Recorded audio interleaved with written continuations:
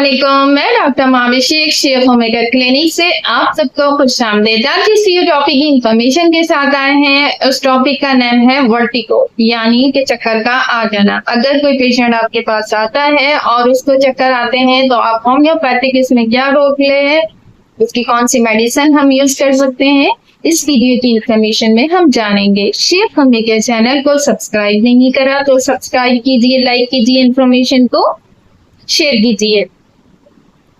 Start लेते हैं अपनी वीडियो का कि अगर कोई भी पेशेंट आपके पास आ रहा है तो फर्स्ट एज अ नॉलेज अगर आप अपने पेशेंट की टेकिंग करते हैं, हिस्ट्री लेते हैं, तो उसमें आपने ये देखना है कि पेशेंट की एज कितनी है, मैरिड है, अनमैरिड है, मेल है, फीमेल है।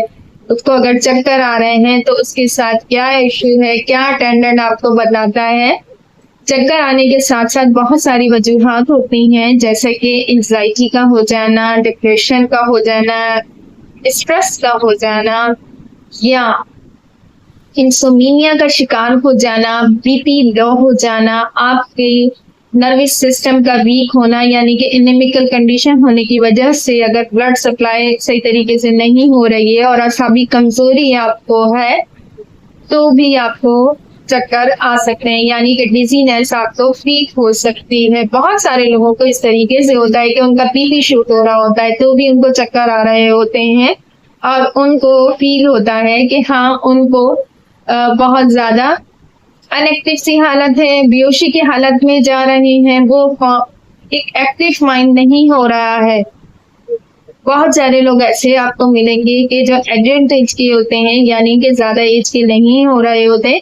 अक्सर हमने देखा है कि ओल्ड एज के लोग, यानी हम बड़े बुजुर्ग का नाम इसलिए कहेंगे कि बीपी का बन जाना, एक्सरसाइज का ना होना, फिजिकल वर्किंग ना होना, या मीनोपॉज एज का स्टार्ट हो जाना फीमेल्स में, तो भी चक्कर आने की कैफियत होती है, यानी कि डिजीनेस का शिकार हो जाते हैं। लेकिन अगर ये यंग एज में ही आ रहे हैं तो भी आपको इन वजूहात का सामना होगा। इसमें मेजर मैं आपको जैसे बता चुकी हूँ, इसमें होम्योपैथिक का क्या रोल प्ले है, होम्योपैथिक की कौन सी मेडिसिन हम यूज कर सकते हैं। हम जो भी मेडिसिन यूज करेंगे एज पर सिम्टम्स करेंगे। बहुत सी दफा ऐसा होता है कि रतुपति जिंदगी का जाया हो जाना, यानी कि अगर आपको कोई एक्सीडेंटल केस हो गया है, कोई सर्जरी वगैरह आपकी हुई है, तो आपका फ्लूइड या आपका ब्लड ज्यादा निकलने की वजह से भी आपको चक्कर आने की कैफियत हो सकती है, वर्टिगो की कैफियत आपकी हो सकती है। तो उसमें होम्योपैथी की जो बहुत अच्छी मेडिसिन है वो एज पर सिम्टम्स देंगे, जैसे कि